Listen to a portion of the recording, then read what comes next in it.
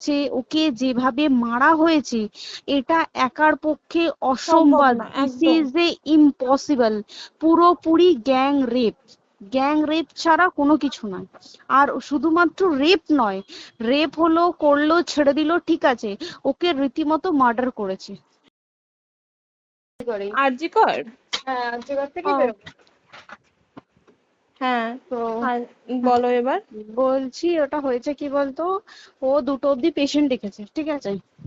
মানে রাত্রি পেশেন্ট, 2টো? রাত্রি 2টো, ঠিক আছে। আচ্ছা। 2টো অব্দি পেশেন্ট ডেকেছে, দেখে রুমে এসে অনলাইনে অর্ডার করে 4জন বন্ধু মিলে খেয়েছে, ডিনার হুম করেছে। হুম করে ও খুব টায়ার্ড ছিল, যেহেতু 36 ঘন্টা ডিউটি ছিল, হুম টায়ার্ড ছিল, ও কি করেছে ওই সেমিনার রুমে গিয়ে হুম শুয়ে পড়েছে একটা রেড কালারের ব্ল্যাঙ্কেট ঢাকা দিয়ে। হুম। কিন্তু তারপরে মানে সেমিনার রুমে এমনি কি তোমাদের ওরকম সেমিনার রুমে টুমে ঘুমানো হয়? মানে আমি যদিও কোনো আইডিয়া নেই, ওই জন্য জিজ্ঞেস করছি। না, এবার একটা রেসিডেন্টের ডক্টর রুমস থাকেই, আচ্ছা। বুঝতে পেরেছিস, তারপরেও সেমিনার থাকে। এবার হুম। সেমিনারে একটা বেড থাকে, আর আচ্ছা ডক্টরস রুমে 2টো 3টে যেরকম বড় ঘর হবে সেরকম বেড পাতা থাকে। আচ্ছা আচ্ছা। মেনলি ডক্টরস রুমে শোয়ার কথা, ঠিক আছে। হুম হয়েছিল কি, ওকে বডিটা পাওয়া গেছে সেমিনার রুমে, হুম কিন্তু ঘুমাচ্ছিল ডক্টরস রুমে। যে হুম রুমটা তোর এখন ভাঙা হয়েছে, দেখেছিস রুমটা ভেঙেছে, একটা ভিডিও ঠিক দেখছিলাম। বাথরুমের পাশেই, হুম ঠিক আছে, মানে বাথরুমটাকে অজুহাত দিয়ে হুম ওই রুমের দেয়ালটা ভেঙে দিয়েছে। অ্যাকচুয়াল কাণ্ডটা ঘটেছে তোর ইয়েতে, ওই রুমটার ভেতরে, ডক্টর রুমে। ডক্টরস রুমে। ডক্টরস রুমে ঘটনাটা ঘটেছে, ওই বডিটাকে তো ডক্টর ধস্তাধস্ত। রুমে ওই দিন আর কেউ ছিল না, খালি মানে অনলি ওই দিদিটাই ঘুমাচ্ছিল? হ্যাঁ, এবার তোকে আমি বলি, অন কলে নিশ্চয়ই একজন থাকবে না, না। ওরা জুনিয়র সিনিয়র মিলে থাকে, এমনকি থার্ড ইয়ার একজন থাকবে, সেকেন্ড ইয়ার একজন থাকবে, হুম প্লাস ফার্স্ট ইয়ারের ইন্টার্নশিপরা যারা থাকে তারা ইন্টার্নরা থাকে। হুম আর চেস্ট এমন একটা ওয়ার্ড হচ্ছে, কোভিড এর পর থেকে প্রায় হামেশাই সবার শ্বাসকষ্ট হচ্ছে, মানে আসছে মানেই শ্বাসকষ্ট হচ্ছে। হুম আর চেস্ট ওয়ার্ড আর চেস্ট মেডিসিন দুটোই হুম পাশাপাশি ওয়ার্ড, হুম ঠিক আছে। হুম। তো কেউ কি শুনতে পায়নি?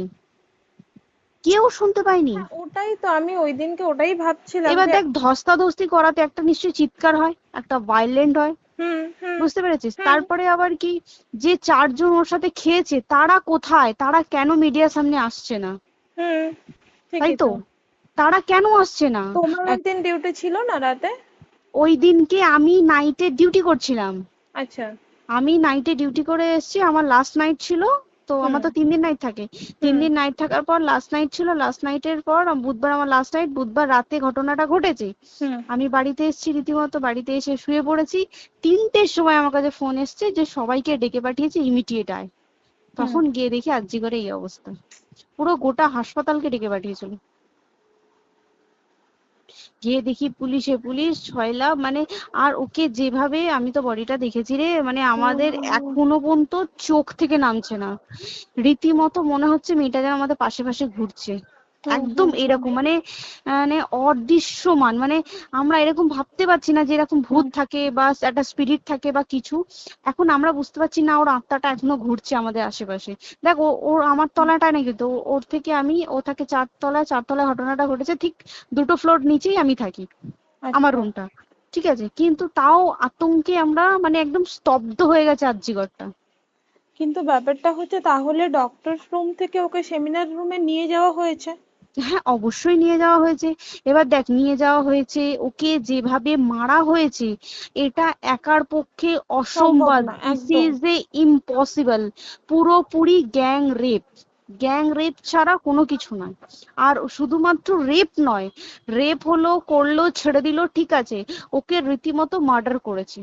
মানে বে- মানে হিসেব মতো যা বুঝছি মানে তোমার কথাতে, হ্যাঁ, ওটা হচ্ছে ওর ওই বন্ধু বান্ধব মেবি ইয়েস, জড়িত। এক্স্যাক্টলি। হয় ওর বন্ধু বান্ধব কেউ, ঠিক আছে, মানে 4জনের মধ্যে কেউ, আইদার ওকে এমন কিছু করতে বলতে, দেখ বড় বড় কোম্পানিতেও তো এরকম হয়, মানে হুম হয় তুমি আমার সাথে কম্প্রোমাইজ হুম করো, নয় হুম তুমি হুম চাকরি হুম ছেড়ে চলে হুম যাও, হুম হুম হুম হয় তো। হুম হুম। এ- এখানেও সেরকম কিছু একটা হয়েছে, যাকে যে ক্রাইম করেছে সেও কিন্তু নর্মাল ডক্টর নয়, কিন্তু সেও একটা ভালো পোস্টে র্যাঙ্ক করছে। বুঝতে পেরেছিস? তবেই কিন্তু পুরো ব্যাপারটাকে হসপিটাল চেপে যেতে চাইছে, পুরো ব্যাপারটাকে। তাহলে এই সিভিক যে, ও কোথা থেকে আসছে? এবার তোকে আমি বলি ওটা কোথা থেকে আসছে। আমাদের প্রিন্সিপাল চেঞ্জ হয়ে গেছে, ডেপুটি সুপার চেঞ্জ হুম হয়ে গেছে, তারপরে আমাদের ওই অ্যাসিস্ট্যান্ট সুপার চেঞ্জ, সব চেঞ্জ হয়ে গেছে। হুম তারপরে যে ওয়ার্ডের ডাক্তাররা ছিল, সিস্টাররা ছিল, ওয়ার্ড বয়রা ছিল, মাসিরা ছিল, সবাইকে ডেকে এখন হুম সাসপেন্ড করা হয়েছে। হুম তারা কোথাও যেতে পারবে না, রোজ গিয়ে কোর্টে গিয়ে দেখা করছে, আজকেও কোর্টে গেছিল সবাই। হুম তারপরে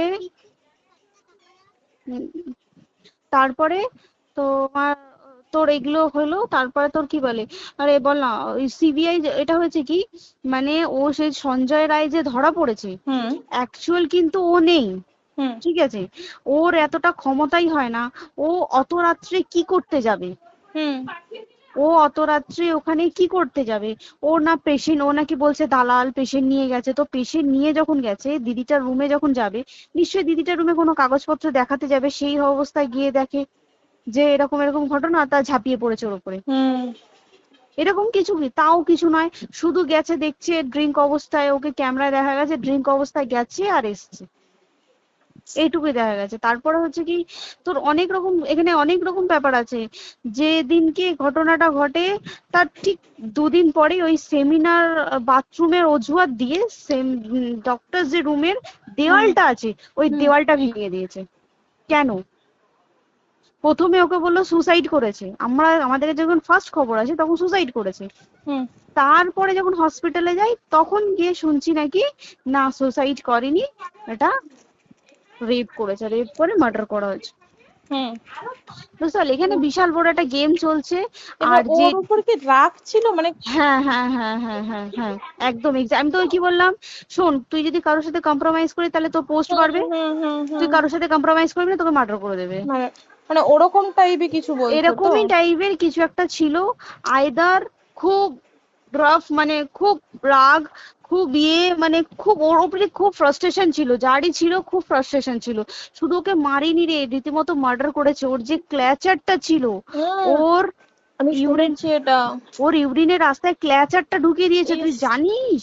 মানে কি বলবো, মানে ওকে দেখা যাচ্ছে না, আমরা তো দেখেছি নিজের চোখে, ওকে দেখা যাচ্ছে না, মানে একটা ব্লিড। মৃত্যু কতটা, মানে এই তো মানে প্রচন্ড কষ্ট পেয়ে একটা মেয়ে মারা গেল না? আর ওর যে গলাটা চেপে ধরেছে, আহ ওর ওই চেপে ধরাতে মানে এতটাই জোরে চেপে ধরেছে যে ওর চোখ ফেটে রক্ত বেরিয়েছে। আহ, ছি, ছি, ছি। বুঝতে পেরেছিস? মানে মানে কি বলতো, যদি ধরা পড়ে না, উচিত মানে যারা এটার সঙ্গে দায়ী না আর এই ওদের। যে সিবিআইটা হয়েছে, সিবিআইটা একমাত্র আমাদের জোরেতেই সিবিআইটা এসছে।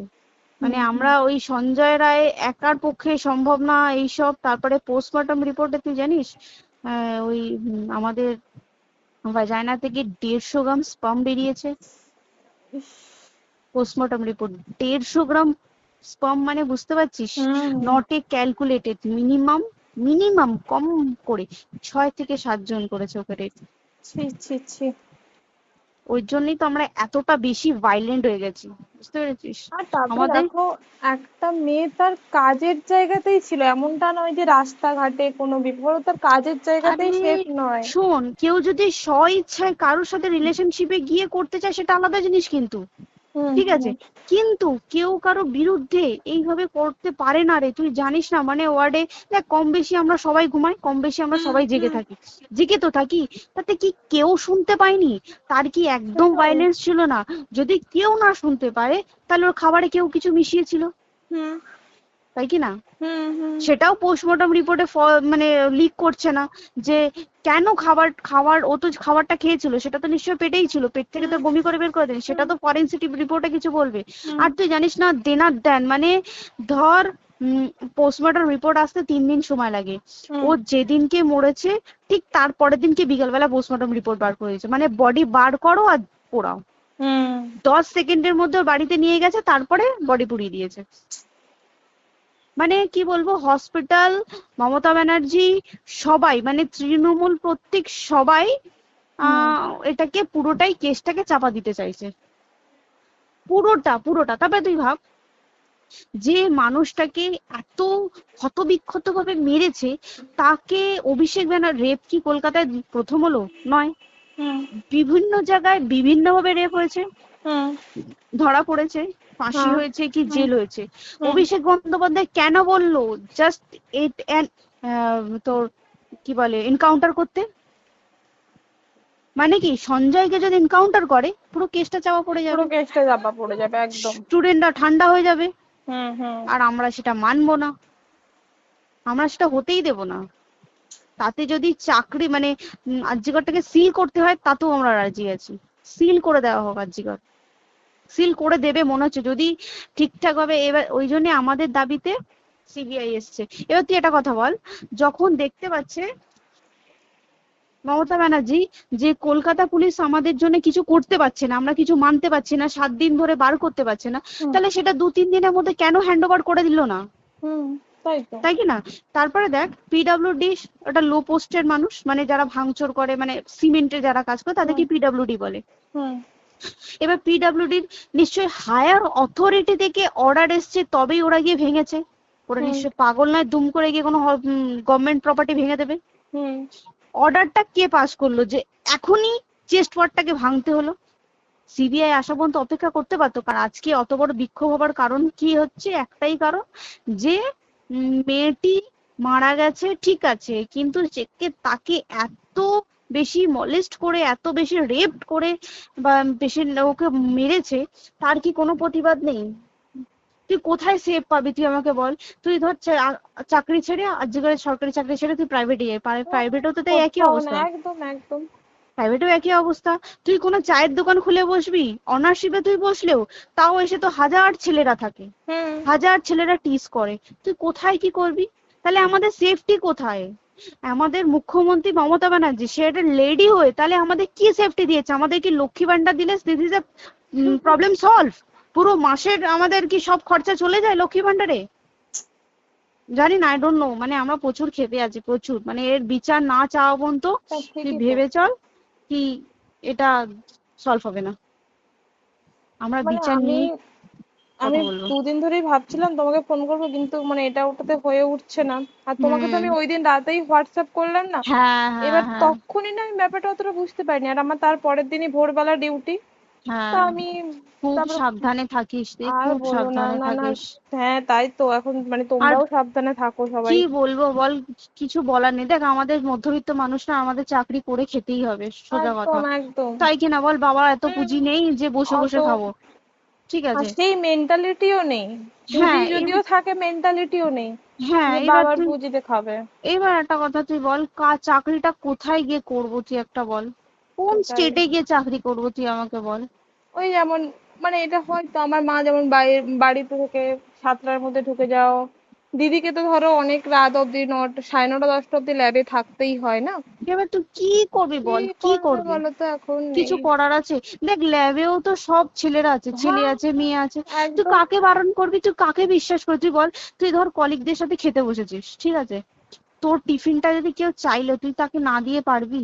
না একদমই, আর কার মনে যে কি আছে সেটাই তো কি খুব বলবি সমস্যা। বল? এবার তুই বল খাবারটা যে খাবি, তোর টিফিন কেউ চাইলো বা তোকে যদি কেউ বললো কে একটু একটু খা, যেমন আমরা শেয়ারে হয় স্কুলে হ্যাঁ যেটা আমাদের আমাদেরও শিখে হয়, এসেছি, যেটা হ্যাঁ স্বাভাবিক, এটা সবারই এটা তো হয়। স্বাভাবিক। তুই বল তাতে যদি এরকম অবস্থা হয় তাহলে কি করবে মানুষ, তুই আমাকে বল? আজকেও তো তাই আমাদের দেখ না, 11টা থেকে আমাদের তোর ক্যান্ডেল দিয়ে হোয়াইট ড্রেস হুম। পরে সব শ্যামবাজারে একতা হবে। এখন আবার বৃষ্টি শুরু হয়েছে, কে জানে বৃষ্টি, কি প্রচুর বৃষ্টি শুরু হলো। কি হুম, হবে জানি না। ঠিক আছে গো, টাটা। হ্যাঁ হুম চল টাটা। হুম হুম হুম। হুম হুম। দর্শক, এই কল রেকর্ডটাও ভাইরাল হয়েছে, আমার কাছে এসছে। আরজি কর নিয়ে তারা যা সব তথ্য পেয়েছেন বা যা দেখছেন সেসব নিয়ে কথা হয়েছে। এটুকু মোটামুটি মানে বুঝতে পারছি যে, যেটা আমরাও সন্দেহ করছি, যে ওই একা সঞ্জয়ের কেস না, এটা বড় কেস, ডাক্তাররাও জড়িত এবং বাঁচানোর অনেক চেষ্টা হয়েছে। সেই জন্য তথ্য লোপাট করার যে বিষয়গুলো, ঘর টাকা ভেঙে দেওয়া ইত্যাদি করা, সেই চেষ্টা হয়েছে। আর এটাও আপনারা শুনে বুঝতে পারলেন, যারা কথা বলছিলেন তাদের মধ্যেও কিন্তু একটা বিরাট আতঙ্ক এসে গেছে। চাকরি বাকরি করা এতে নিয়ে একটা বিরাট আতঙ্ক এসে গেছে। এখন এখান থেকে বেরোনোর একটাই উপায়, যেটা আমরা বলে আসছি, যে শুনেও আপনারা বুঝলেন ওনাদের কথার মধ্যে মুখ্যমন্ত্রীর ভূমিকাটা সন্তোষজনক না, একে সরাতে হবে। তাই আমি প্রত্যেক ক্ষেত্রেই বলার চেষ্টা করছি মুখ্যমন্ত্রীর পদত্যাগটা করাতেই হবে, একে পদ থেকে সরাতেই হবে, না হলে কিন্তু হবে না। কোথাও সুরক্ষিত নন মহিলারা, মেয়েরা। ডাক্তারি একটা পেশা, ওই রকম একটা পেশা বা পরিষেবা যারা দিয়ে থাকেন তারা নিরাপত্তার অভাব বোধ করছেন। তারা বলছেন কাকে বিশ্বাস করব বল, শুনলেন না কথাতে, ল্যাবে থাকবো কাকে বিশ্বাস করবো, বন্ধু বান্ধবদের মধ্যে খাওয়া দাওয়া হবে, তার মধ্যে যে কি কে কার মনে কি আছে, কাকে বিশ্বাস করবো। পুরো পচন ধরে গেছে, পুরো বিষয়টাতে পচন ধরে গেছে, নীতি নৈতিকতা তো নেই, পুরো পচন ধরে গেছে, যাচ্ছে তাই অবস্থা। কর্মস্থলে কোনো সিকিউরিটি নেই, রাস্তাঘাটে কোনো সিকিউরিটি নেই, যাচ্ছে তাই অবস্থা। অনেক সব call record, voice record viral হচ্ছে, তার মধ্যে এটাও একটা। দর্শক আপনারা শুনলেন, লম্বা, যেহেতু আমি আর এখানে বেশি কিছু বলছি না, এমনিতে লম্বা ভিডিও হয়ে গেছে। যা শুনলেন, যদি কিছু বলার থাকে অবশ্যই বলবেন, কমেন্ট বক্সে নজর রাখবেন। আরামবাগ।